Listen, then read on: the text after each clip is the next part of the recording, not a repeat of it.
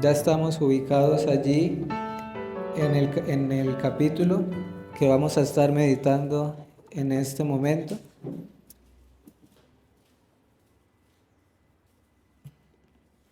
Vamos a continuar avanzando en esta carta a los romanos, esta hermosa carta. Y luego de haber estado considerando, hermanos, el comienzo, la introducción de la carta, que va del versículo 1 al versículo 7, la salutación o los saludos que da Pablo allí.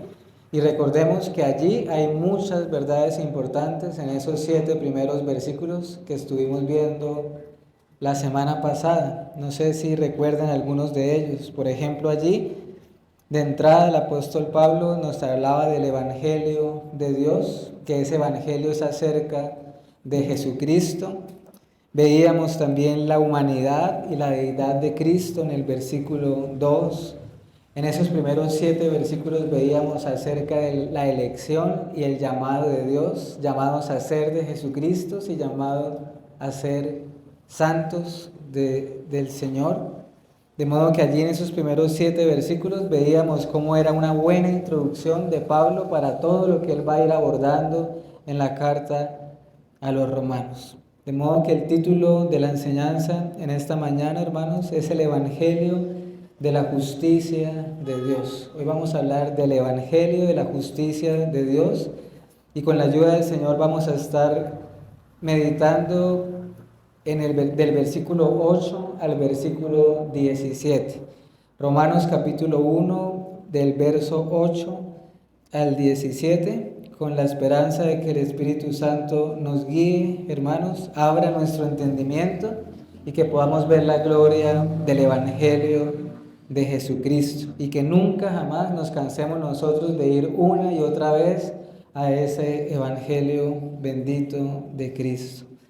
De modo que en los primeros versículos del 8, el versículo 8, lo voy a leer nuevamente. Primeramente doy gracias a mi Dios mediante Jesucristo con respecto a todos vosotros, de que vuestra fe se divulga por todo el mundo. Acá, mis hermanos y amigos, podemos ver que el apóstol Pablo tiene una gratitud y que también está alegre. Él está feliz por algo, ¿verdad?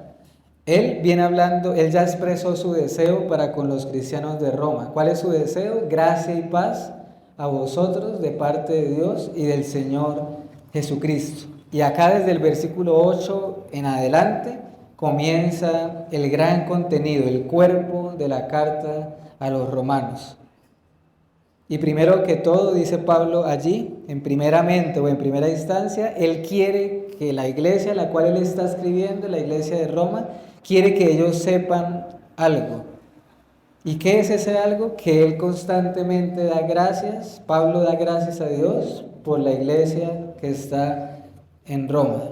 En otras palabras, el apóstol está agradecido con Dios por medio de Jesucristo, está contento y eso se expresa en su oración, ¿verdad? Él está orando, ora por la iglesia en Roma. Pero preguntémonos, ¿por qué? ¿Cuál era la razón de la alegría del apóstol Pablo? ¿Por qué él, cuando pensaba en esa iglesia local en particular, él daba gracias a Dios, hermanos? Y nos lo dice el versículo 8. ¿Qué era lo que le alegraba al apóstol? De que vuestra fe se divulga por todo el mundo. Eso es una fe que impacta, hermanos y amigos. Pablo escribe eso a los romanos: vuestra fe se está divulgando por todo el mundo. ¿Qué quiere decir eso?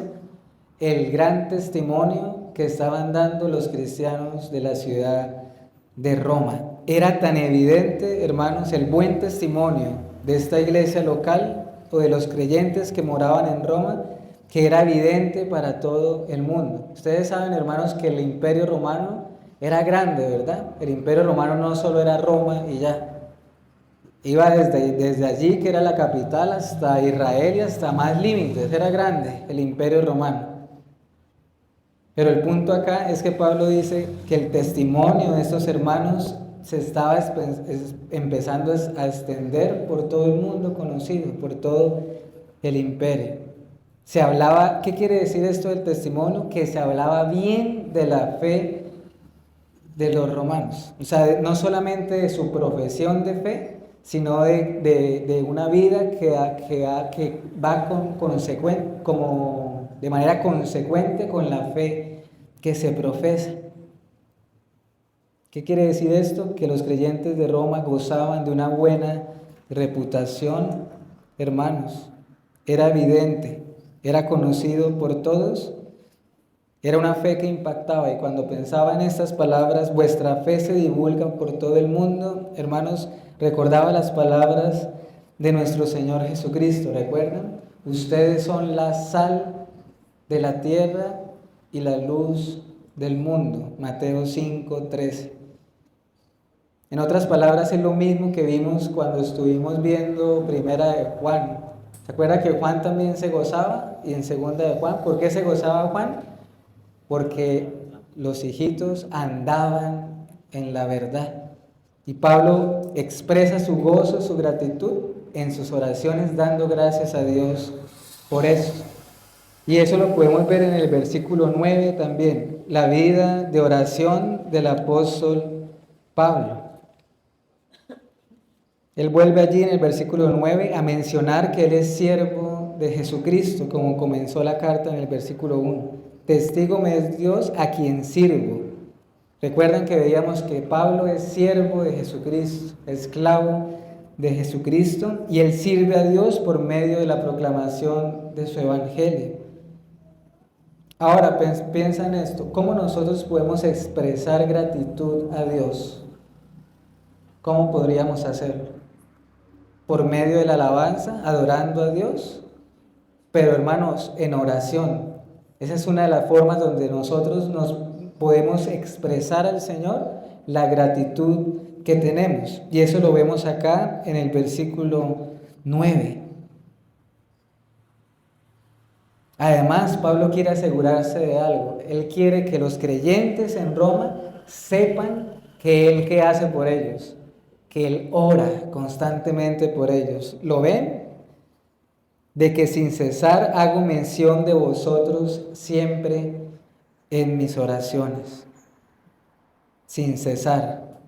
Siempre en las oraciones de Pablo había un lugar para quienes, para los creyentes que estaban allí en Roma. Y hermanos, como aplicación en cuanto a esto, nosotros, yo no sé por qué sucede, quizás por nuestro pecado y demás, pero con mucha frecuencia tendemos a menospreciar ese medio de gracia que Dios nos ha dado de la oración. Es una joya, en cuanto al valor, lo que implica la oración es tener acceso al trono de su gracia. Y con frecuencia nosotros dejamos de ver el privilegio tan enorme que eso significa de la oración. El privilegio que es poder acercarnos a Dios y llamarle Padre, y que Él nos escuche como sus hijos por medio de Cristo. ¿Dios no oirá las oraciones de su pueblo? Claro que sí, ¿verdad? Dios ha prometido escuchar las oraciones de su iglesia, de los creyentes. Es como si en nuestra naturaleza hubiera algo que impide disfrutar de una vida de oración. Es como si hubiera un impedimento, como si hubiera una barrera. Nos cuesta, la verdad es que nos cuesta ejercitarnos en la oración, se nos dificulta mucho. Nos resulta fácil leer las Escrituras, nos resulta fácil exponernos a un sermón 1 hora, pero ¿cuánto nos cuesta orar? Y eso se evidencia, por ejemplo, en los apóstoles también. Ellos no dormían, no se quedaban dormidos mientras oraban. Los discípulos no se acercaron al Señor y le dijeron: Señor, te rogamos que nos enseñes a orar. Señor, enséñanos a orar. La Biblia no dice que entre más leamos las Escrituras, más huiremos de la tentación, pero sí dice: velad y orad para que no entréis en tentación. La oración es tan importante como las escrituras. Piensa en esto, hermano y amigo. Satanás, el adversario del Señor y el nuestro, él se puede dar por bien servido si los que profesan la fe solo leen las escrituras, pero no oran. Satanás se da por bien servido si los que profesan la fe en Cristo no doblan sus rodillas delante del Señor. Ahora, acá en el versículo 9, Pablo dice, testigo me es Dios. Es como si Pablo estuviera diciendo, hermanos, yo no les miento cuando digo que oro sin cesar por ustedes. Es más, pongo a Dios como ¿qué? Como testigo. ¿Cuántas veces nosotros decimos que vamos a orar por alguien y no lo terminamos haciendo? Podríamos nosotros decirle a un hermano, hermano, Dios me es testigo que yo todos los días oro por ti. ¿Podríamos imitar a Pablo en eso? ¿Poner a Dios por testigo? No miento. Sigamos avanzando. Versículo 10 al 13. Podemos ver allí ahora los planes del apóstol Pablo. Del versículo 10 hasta el 13. Ahora, hermanos, el contenido de la oración de Pablo, él está acá hablando que él está orando por los cristianos de Roma, ¿cierto? Y está dando gracias. Pero el contenido de las oraciones de Pablo no son solamente acciones de gracias. También contiene, ¿qué? Peticiones. Su oración también contiene peticiones. ¿Cuál era esta petición? Pablo le pedía al Señor de una manera específica que tuviese el privilegio y la oportunidad de llegar a Roma y visitar a estos cristianos, ¿verdad? Él dice allí, deseo verlos. Y recordemos, hermanos, que Pablo no había ido antes a Roma.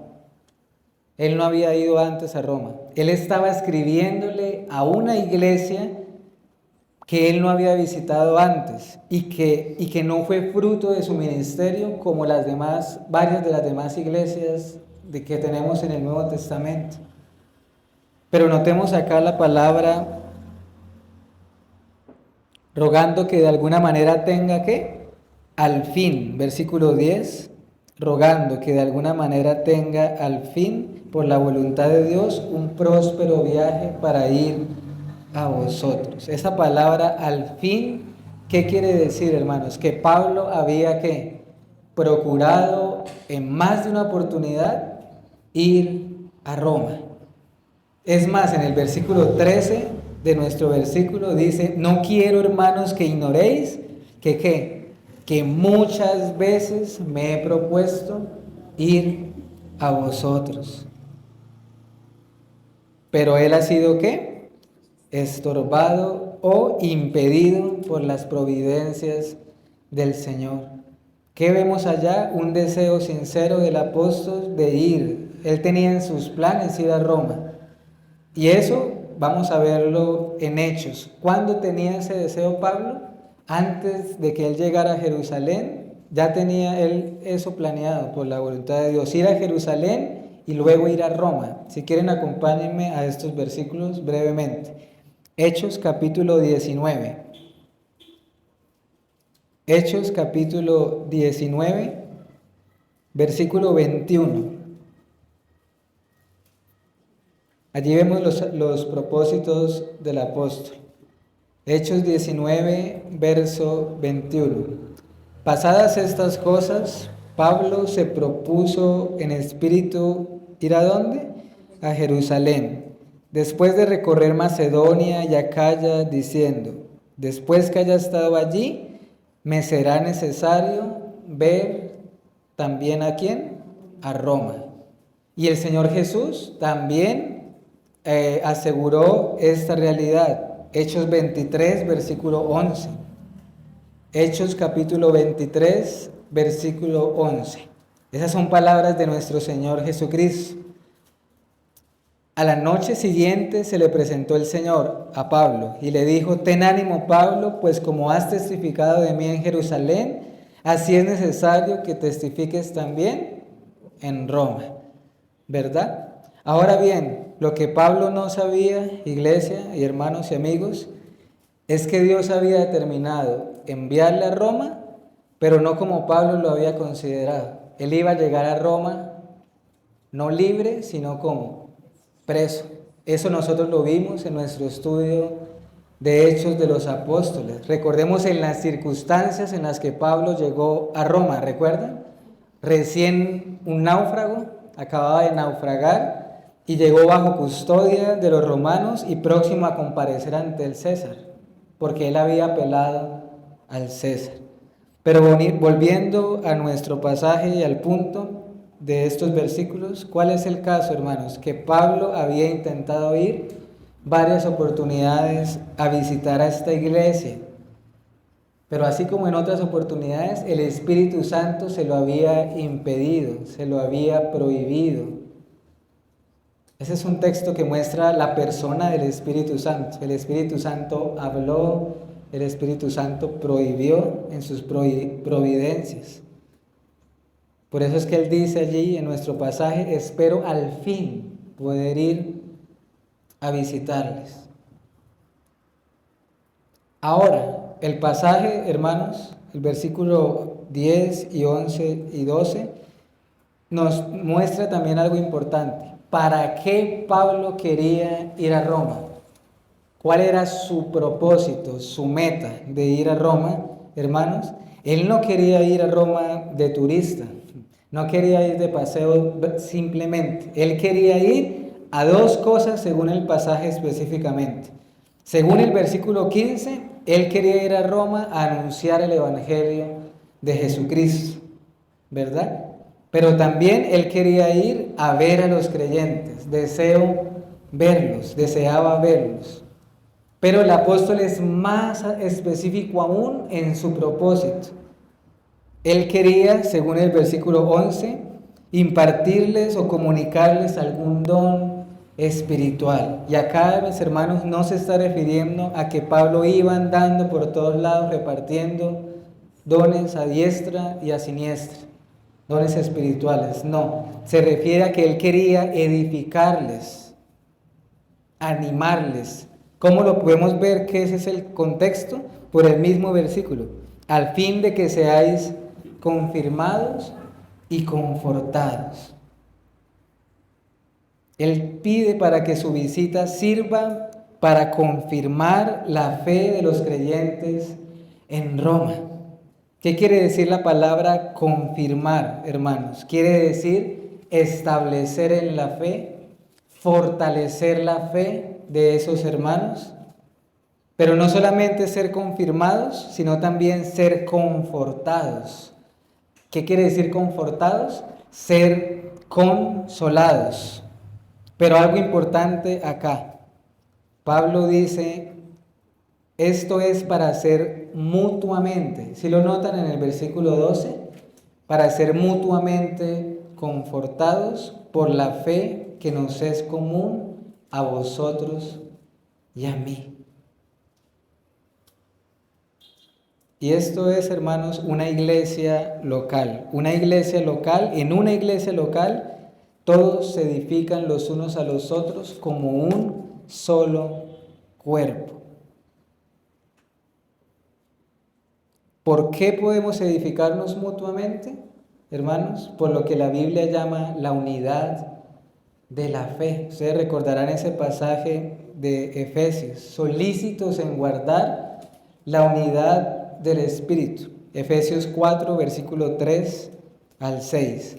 Un cuerpo, un espíritu, como fuisteis también llamados en una misma esperanza de vuestra vocación, un Señor, una fe, un bautismo, un Dios y Padre de todos, el cual es sobre todos y por todos y en todos. Hermanos, notemos eso. Pablo no deseaba ir a Roma solamente para él dar, sino también para él recibir. Él estaba seguro que en su visita, si Dios se lo permitía, él iba a ser de bendición para esta iglesia, pero esa iglesia iba a ser de bendición para él. Para él.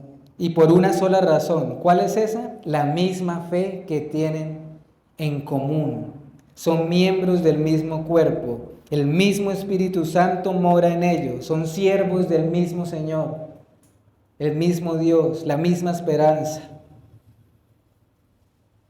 De modo que allí vemos también la mansedumbre del apóstol.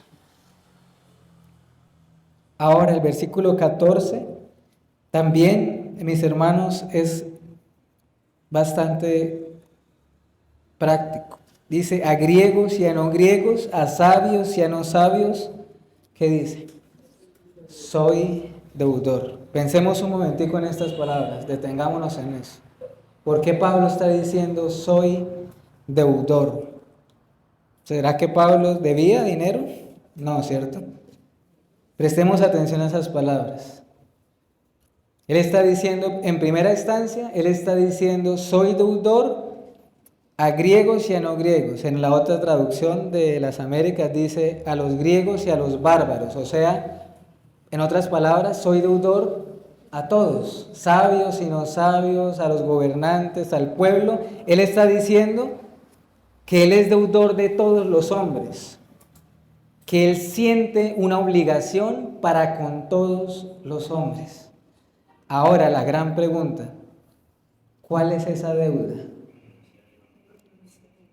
Ya él dijo, ¿a quiénes? A todos. Pero ¿cuál es la deuda?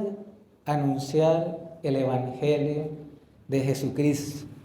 Miremos lo que el mismo Pablo dice en 1 Corintios 9, hermanos. Quiero que leamos ese texto porque nos va a dar luz en lo que estamos viendo en este momento. 1 Corintios capítulo 9, versículos 16 y 17.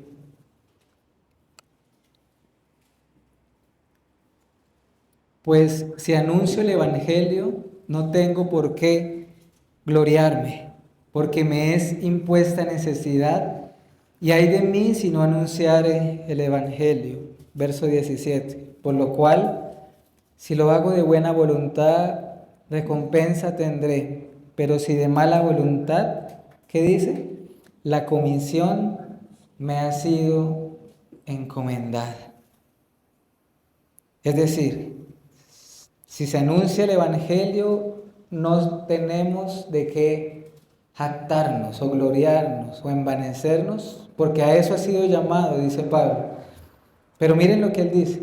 En nuestro pasaje él dice, soy deudor, ¿verdad? Y acá él está diciendo algo similar. Él está diciendo, me ha sido impuesta una ¿qué? Una necesidad. Y eso hace que él llegue a decir, ay de mí si no lo hago. Ay de mí si no anunciare el Evangelio, porque ha recibido una comisión del Señor. De modo que, en resumen, en cuanto a ese versículo, Pablo se veía a sí mismo como un ¿qué?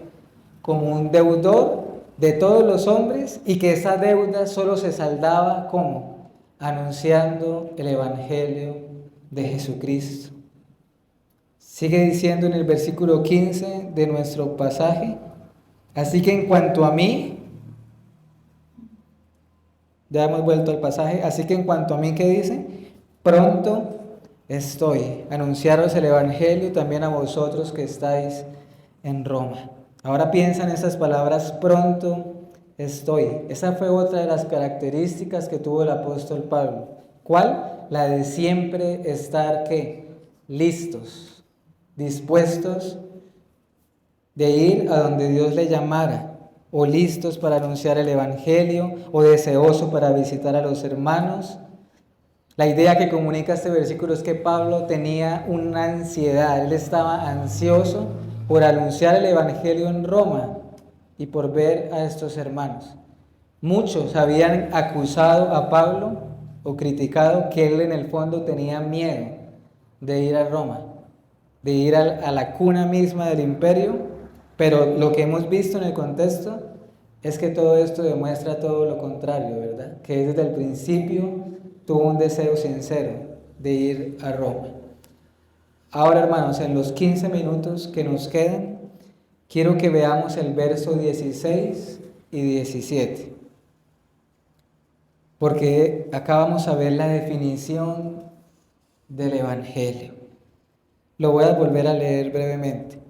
Porque no me avergüenzo del Evangelio, porque es poder de Dios para salvación a todo aquel que cree, al judío primeramente y también al griego.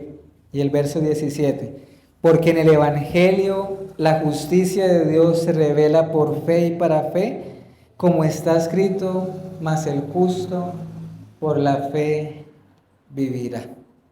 Quiero que nos detengamos allí y para terminar esta enseñanza, hermanos. Porque estos dos versículos, el 16 y el 17, nosotros veíamos que el libro de Romanos es clave en toda la Biblia, ¿recuerdan? Pues bien, estos dos versículos son claves en todo el libro de Romanos. Son importantísimos, hermanos. ¿Por qué? Porque es la definición que la Biblia le da al Evangelio. Y antes de definirlo, Pablo dice en primera instancia, no me avergüenzo. Él está diciendo, no me avergüenzo de aquel mensaje por el cual Él es el mensajero, ¿verdad? No se avergüenza de las buenas nuevas de salvación. No se avergüenza del misterio de Dios que ha sido revelado en el Evangelio. Él está queriendo decir acá, no le importa, no es un obstáculo, no se avergüenza de que otros le llamen al Evangelio una piedra de tropiezo. Él no le importa que para otros muchos el Evangelio sea una completa locura, una completa necedad. Él dice, no me avergüenzo, ni se avergonzará. Él ha tomado esa resolución y nosotros también deberíamos tomarla. Ahora, Él no dice esta palabra como para darse un contentillo a sí mismo. Él está diciendo, no me avergüenzo, y posterior a eso da un peso, un argumento bíblico por el cual Él no se avergüenza del Evangelio. ¿Y cuál es ese argumento teológico y escritural? Ese Evangelio es poder de Dios para salvación.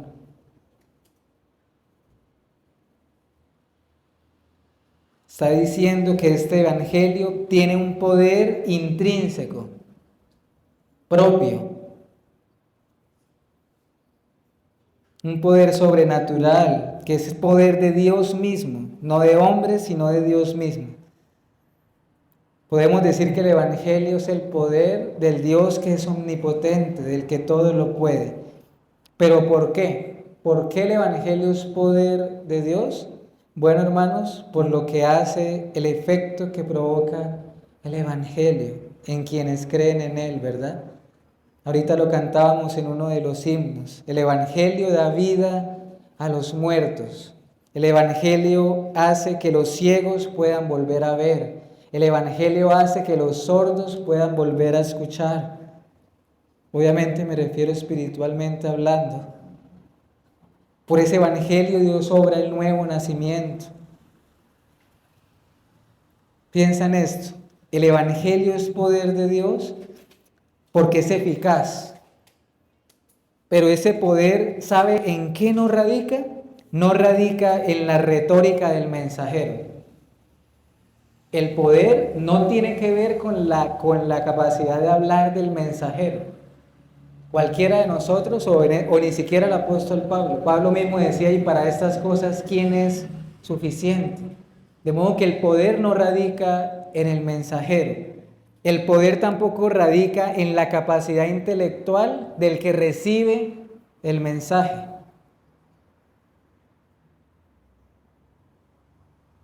Por eso Pablo en Corintios decía que Cristo es poder y sabiduría de Dios. Para unos tropiezo, para los judíos, para los gentiles locura. Pero para el cristiano, ¿Cristo qué es? Poder y sabiduría de Dios. Él es nuestra sabiduría, justificación, santificación y redención. Eso está en 1 Corintios capítulo 1. ¿Por qué es poderoso este Evangelio, hermanos? Porque este Evangelio es acerca de Jesucristo. Lo veíamos en el versículo 3. Acerca de Jesucristo. Y Cristo es el poder y la sabiduría de nuestro Dios. Para que nadie se qué, para que nadie tenga de qué gloriarse. Ahora, ¿para qué es poderoso este evangelio? Para salvación. Es poder de Dios para salvación. Sí, hermanos, una vez más tenemos acá un pasaje que nos dice que el propósito del evangelio no es hacernos felices, el propósito del evangelio no es prosperarnos materialmente, el evangelio no habla de que no suframos, el evangelio es para salvación. ¿Por qué? Porque esa es la mayor necesidad de todos los seres humanos. El evangelio busca solucionar el mayor de los problemas del ser humano. ¿Cuál? La enemistad que tiene con Dios y Dios con él a causa del pecado. El ser humano necesita con urgencia la salvación porque todo hombre camina siempre al borde, a un precipicio de la eternidad. Y las Escrituras contienen el Evangelio. Por eso Pablo le decía a Timoteo, tú conoces las Escrituras que pueden hacerte sabio ¿para qué? Para la salvación que es en Cristo Jesús. De modo que esa es nuestra mayor necesidad, hermanos, el Evangelio. Ahora bien, iglesia, la salvación no es universal. ¿Me hago entender? Es decir, este Evangelio que es poderoso, lo es poderoso, pero ¿para quiénes? Para todo aquel que cree, para todo aquel que cree. El Evangelio ciertamente es poderoso, pero lo es solamente para los llamados de Dios. Solo es poderoso cuando se recibe por medio de la fe. Por eso dice este versículo, para todo aquel que cree. No importa si son judíos o gentiles.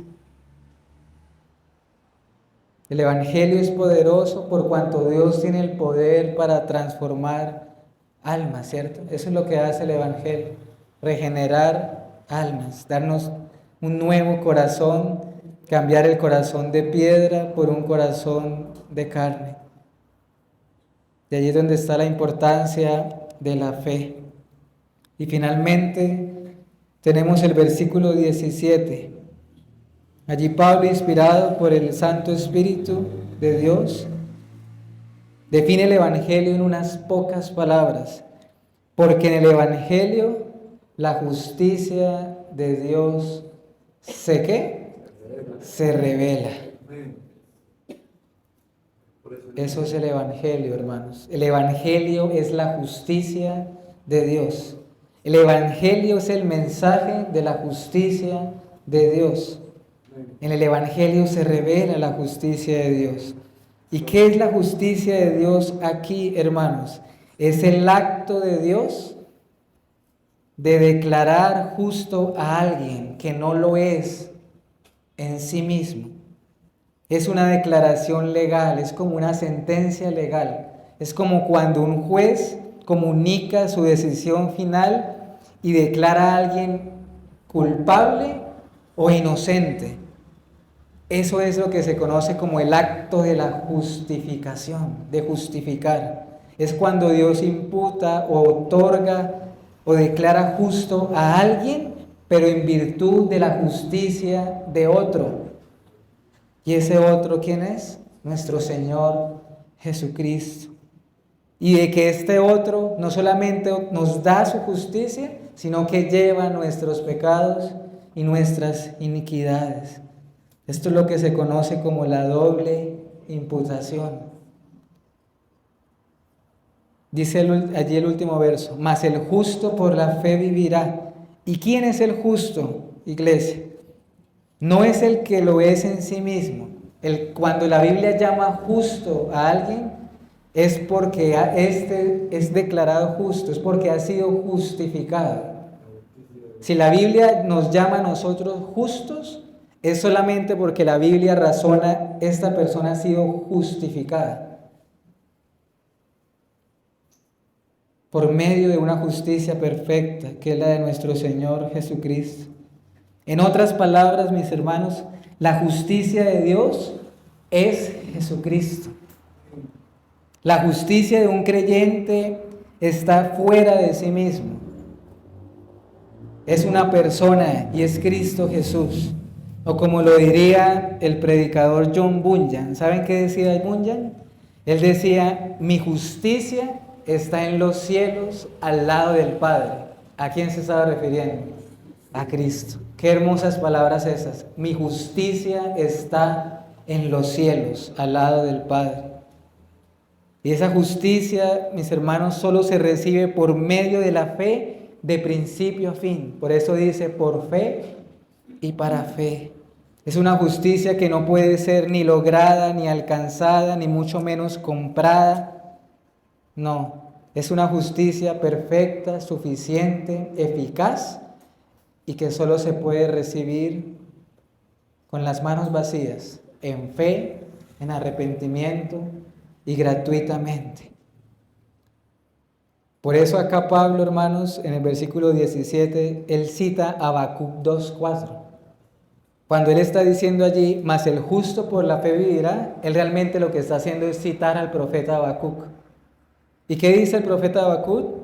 En 2:4 dice, he aquí aquel cuya alma no es recta, se enorgullece, mas el justo por su fe vivirá. Esto que nos comunica, hermanos, que el Evangelio de Dios humilla. Es todo lo contrario al orgullo. El justo lo es por la gracia de Dios. De modo que si nos hemos de gloriar en alguien, ha de ser en el Señor, quien llevó nuestros pecados y quien nos otorga su justicia. ¿Y cuál es la promesa? Vivirá. El justo por la fe vivirá. ¿Qué quiere decir esto, hermanos? La vida eterna. Será perdonado, será absuelto. El creyente recibirá la vida por medio de la fe en Jesucristo y a partir de allí, ¿qué va a hacer? Se va a mantener viviendo en fe. Por eso Pablo también hablaba de que él vivía y andaba en fe. Todo lo que ahora vivo en la carne, lo vivo por la fe en el Hijo de Dios, quien me amó y murió por mí. El creyente vive en la fe y muere en la fe en Jesucristo. Este fue el versículo, hermanos, Romanos 1:17, que Dios le plació utilizar para que los tormentos de aquel reformador, Martín Lutero, sus tormentos se disiparan para siempre. Cuando este hombre vio que el evangelio era un evangelio de la justicia de Dios y que la justicia de Dios no necesariamente tenía que ver con que Dios nos condene, sino más bien con que Dios nos salve. Hermanos, cuando este hombre por la gracia de Dios vio eso, por primera vez la justicia de Dios no le resultó algo que le causaba temor, sino una atracción. Sintió atracción hacia esa verdad. ¿Cuál verdad? La de ser declarados justos para siempre, sin alcanzarla, por unos méritos que no eran los suyos. Y ese día la luz del Evangelio entró en su alma, hermanos. Y ese día, y obviamente eso aplica para todos, entramos en el reposo de Cristo. Cesamos de nuestras obras para descansar en la obra de Cristo. Termino con estas breves aplicaciones, hermanos. ¿Qué tanto impacto e influencia tiene nuestra fe en quienes nos rodean? Recordemos lo que el Señor dijo. Dice, no se enciende una luz y se pone debajo de un almud, sino sobre el candelero y alumbra a todos los que están en la casa. Así alumbre vuestra luz delante de los hombres. Mateo capítulo 5. Qué maravilloso, hermanos, que de nosotros algún día se pudiese decir lo que se dijo de la iglesia en Roma. Vuestra fe se divulga por todo el mundo. También, hermanos, oremos, no olvidemos de este deber y de esta necesidad.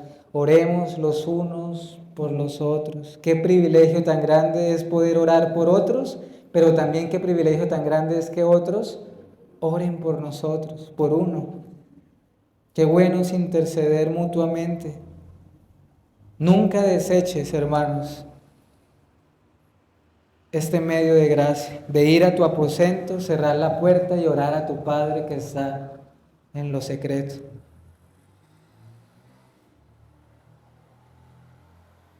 A veces nosotros no sabemos el poder y el efecto que tiene eso, que otras personas pueden estar orando por uno. De pronto nosotros no percibimos la realidad espiritual que hay detrás de eso. Procuremos también la unidad de la fe, hermanos. Seamos de un mismo sentir y de un mismo pensar. Hablemos todos una misma cosa, dice la Escritura, sin divisiones. Estad perfectamente unidos en una misma mente y en un mismo parecer. Eso está en 1 Corintios 1:10. Qué hermoso es tener una misma fe en común. Iglesia, no es bueno que dentro de un cuerpo cada uno esté por su lado. Qué bueno es que cuando todos están en sintonía abrazando lo mismo. Y es verdad, hermanos, la unidad de la fe solo va a llegar el día de Jesucristo. Porque las divisiones, las diferencias doctrinales y prácticas, ¿por qué suceden? Por nuestro pecado, ¿verdad? Esa es la razón por la cual hay tantas denominaciones. Eso es una verdad. Pero eso no quiere decir, hermanos, que no seamos diligentes y esforzados en procurar la unidad. Por eso la Escritura dice solícitos en guardar la unidad de la fe. La comisión no fue dada solamente al apóstol Pablo, hermanos, Mateo capítulo 28. Nosotros también haríamos bien en vernos a nosotros mismos como deudores para anunciar el Evangelio de Jesucristo. ¿Qué tan prontos estamos para servir al Señor? ¿Qué tan ansiosos estamos de anunciar su palabra? ¿Qué tan ansiosos estamos de compartir con los santos, con los creyentes? ¿Cuándo fue la última vez que nosotros hemos dicho, hermano, deseo verte, deseo verlos? Y por último, por supuesto, Iglesia, nunca nos avergoncemos del glorioso Evangelio de nuestro Señor Jesucristo. ¿Sabes por qué? Hay una buena noticia, y es que ese poder del cual Pablo dice acá, ese poder no se ha perdido. ¿Me hago entender? Es decir, este Evangelio sigue siendo tan poderoso como siempre lo ha sido. Como siempre lo ha sido. Y este Evangelio, si tú crees en Cristo, ese Evangelio fue el que tuvo el poder para salvarte. Y si tú estás sin Cristo, este Evangelio es el que tiene el poder para hacerlo también. De modo que pidamos al Señor, hermanos, la bendición de ser declarados justos delante de Dios en Jesucristo por la fe. De ese texto se desprende también la sola fide, la sola fe. Como dijo el profeta Isaías, mirad a mí, a Cristo, y sed salvos todos los términos de la tierra. Isaías 45:22. Vamos a orar, hermanos. Señor, gracias te damos nuevamente por permitirnos abrir tu palabra. Gracias por esta hermosa carta a los romanos. Gracias por exhortarnos nuevamente. Ayúdanos, Señor, a hacer sal, a hacer luz, a orar unos por otros, pero sobre todo, oh Padre Celestial, te ruego que nos ayudes a ver la gloria que hay detrás de este mensaje. Ayúdanos a ver la gloria de tu Hijo Jesucristo. Te pido que quites nuestra ceguera espiritual. Podamos decir como los discípulos, he allí hemos visto su gloria, lleno de gracia y de verdad. Oh Padre, que podamos decir, mi justicia está en los cielos junto al Padre. Que cuando el enemigo nos ataque, Señor, que cuando sintamos dudas, pueda ser motivo de seguridad, que nuestra vida descansa y reposa en la justicia de tu amado Hijo Jesucristo. Y esa es nuestra gozo, nuestra alegría, nuestra esperanza. En Cristo Jesús. Amén y amén.